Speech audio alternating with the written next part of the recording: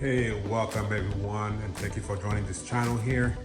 Today I want to go ahead and go over and present to you my latest addition to the family of the cars. This is the 4th generation X5 XDrive 50i. This beautiful car right here comes with a Vitalic Blue Metallic, so BMW calls it. This one obviously comes with the M Sport package, equipped with a 21-inch wheels with my 350 on the back and 275 in the front. It is also equipped with the BMW laser light, which is supposed to be, a lot brighter than the normal ones. Also comes with the head-up display, pretty equipped with that, and also with the comfort package. As you can see, when you approach your vehicle with the key fob in proximity, the doors unlock and the mirrors unfold. So let's go inside and take a quick look, see what it looks like. As you approach your vehicle, you come in, the car greets you normally, kind of pretty display. This car comes with the ambient lighting with the black leather interior, proper sunroof, moonroof if you want to call it that. And one of my favorite of all is the glass knob and displays that it displays on the knob here. I think that's pretty cool. Even though those glass on those knobs and whatnot, they don't really do anything other than the fact that it looks nice. So yeah, so again, this is not the M Sport car per se, but it does come with proper M Sport look, aesthetic and so forth. But again, the main purpose of this video is not to show off the car per se, but really the main goal is that I want to remove the XDrive 50i badging and I want to replace it with the M50i badge instead. This badge I come with is a little small, it's thin, it doesn't really show much, it doesn't have much of appearance to it. So the M50 badge, however, is a little different. It's a little, it's thicker. It comes with a red and blue stripe, which is really fitting for any BMW that's equipped with M Sport package. So we're gonna go at it together. I'm gonna remove the original emblem that comes with it. And just so you know, if you have the X50i, that particular badge comes with for 2019. Anything newer, 2020 and up, for the 4.4 liter V8 engine will come with the M50i badging instead. So again, this is 2019, so it didn't come with it until a year after that. But we're gonna attempt to remove the OEM badge, and I ordered a OEM M50i badge to replace it with. So we're gonna go through the process together to see what it looks like. Like I mentioned, because this is the M50i, it comes naturally with a 4.4 liter V8 engine, twin turbo, and on paper, BMW says it puts out about 456 horsepower and 480 pound-feet of torque. But guys, you all know, and I know, that those engines puts out a whole lot more horsepower than that. If I had to bet, I'd say this particular variant of engine for the 4.4 liter V8 probably puts out closer to 500 horsepower. So with that said, you may want to click on the notification bell and subscribe to this channel, because my goal is to test that theory. And my next video to come soon, I will put this car on dyno and really get to see how much output this engine really puts out. So we're gonna debunk that. You're not gonna miss that.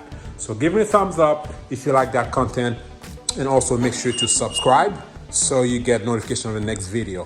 So again, the goal is to debadge this car, remove the existing OEM X5 XDrive 50i badge, and replace it with the M50i badge instead. So let's go right to it.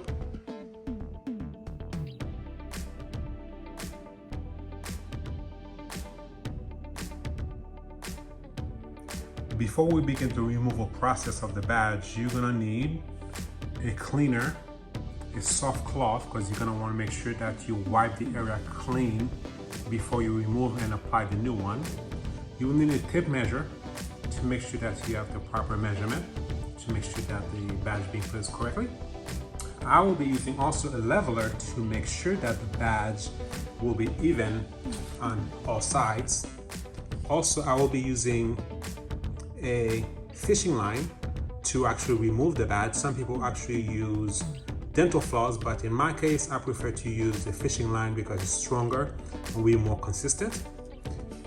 You will need a tape to help place a sort of a template, if you will, for the new badge to come into, so that can be placed. I'll use the scissors to cut the tape with.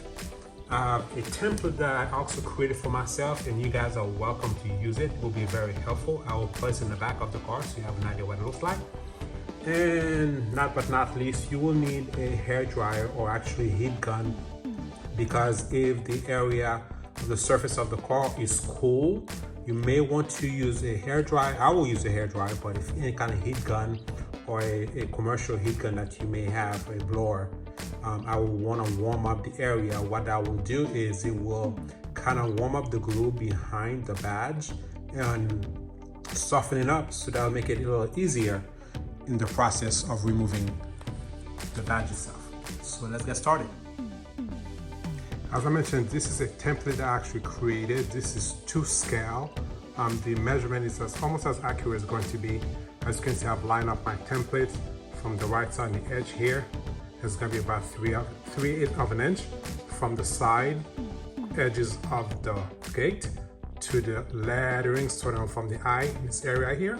Then from the base of the edge of the trunk to the bottom of the ladder, we're talking about 7/8 of an inch. So this is actually to scale, and this is going to be my starting point. But before we do that, let's prep the area.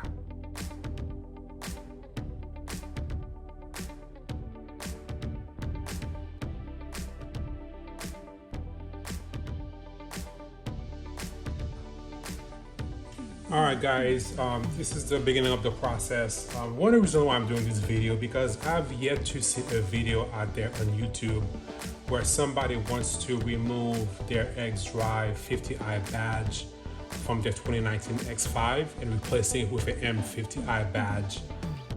So yeah, I wish I had somewhere out there where I could see it. So that's one of the reasons why I want to do a video for you guys, so you could see how it's done. So hopefully you guys will appreciate it if you guys inclined to do it. So hopefully this will be a starting guide for you guys to begin with the process. So like I mentioned, first thing you want to do, you want to clean the area nice and clean with a nice soft cloth to make sure you remove any grease in this specific area. Nice and clean. Once that's done, the next step will be to remove the badge itself. The next step to the process, I'm going to use a hair dryer because I don't have a commercial grade heat blower, so I'll be using a typical hair dryer to do it. So I'm going to warm up the area first. What that does is that if the vehicle body, the metal is cool, so it'll make it a little harder for the glue behind the badge to come off. But what the heat will do, kind of warm it up a little bit, loosen it up, which makes it a lot easier to remove the badge. So once it's nice and warm, you don't want to actually burn it if you have a very, extensive type of blower. So kind of, go back and forth. Once it's nice and warm, you can go and start the process of removing.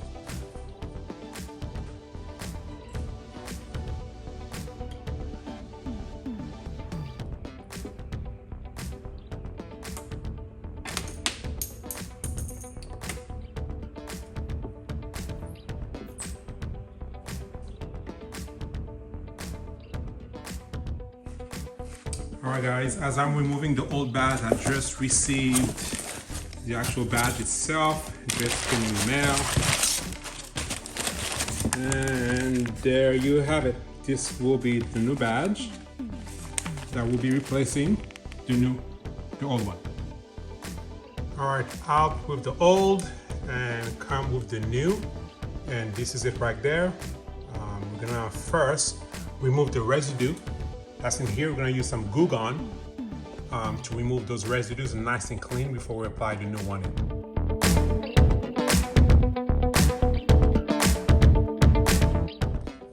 as I previously mentioned, you want to make sure you remove as much of the residue as much as possible.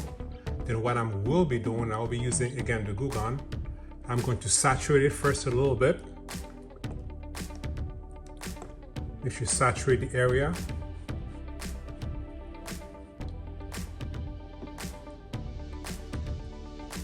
Then you want to let it sit because you need the glue gun to do its thing first. Then once it sits there for a few minutes, then we can attempt to try to remove the rest of it. This is a very tedious process, but there are better, quicker way to do this in terms of removing the residue. So again, I'm just going the long way. So by slowly peeling it off carefully with my nails, as best as I can, applying more glue gun, let it sit, go back to it again, soften it up some more. Again, I'm taking the long route. I have time, so I have patience. It's all right. But if you find a better way to do it, which I know there are things that you could use to take also much faster. But nevertheless, it's a slow process, guys. So let's be patient with it.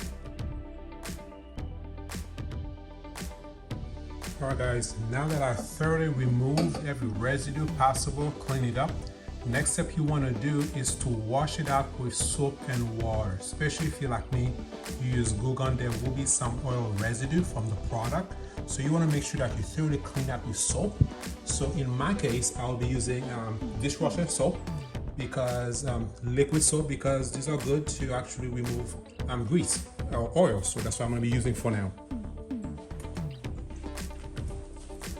In the area very nicely. With a soft cloth, of course, because you don't want to scratch your paint. Thoroughly wash the area and then rinse it off with clean water once you're done. Alright guys, this is again, it's a bit of a tedious job, but basically you could see on the template I've created, you could pretty much see where the alignment is from the base and also from the edges there as well. So this is partially put in there, it's not exactly pushed in thoroughly. So now I'm going to go and remove the template very carefully out of the way, because we don't need that anymore, because we put our placement. So we're good. So now what we want to do is press over it now. Put a little bit of pressure. And once that's done, now you get to slowly remove the top portion of it.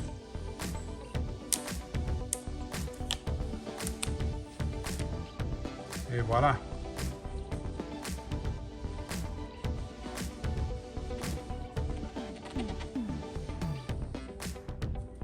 And there you have it, guys. What I did was I raised the trunk a little bit up, so give me a little more angular way to work with. But there it is. What do you guys think? Leave me a comment.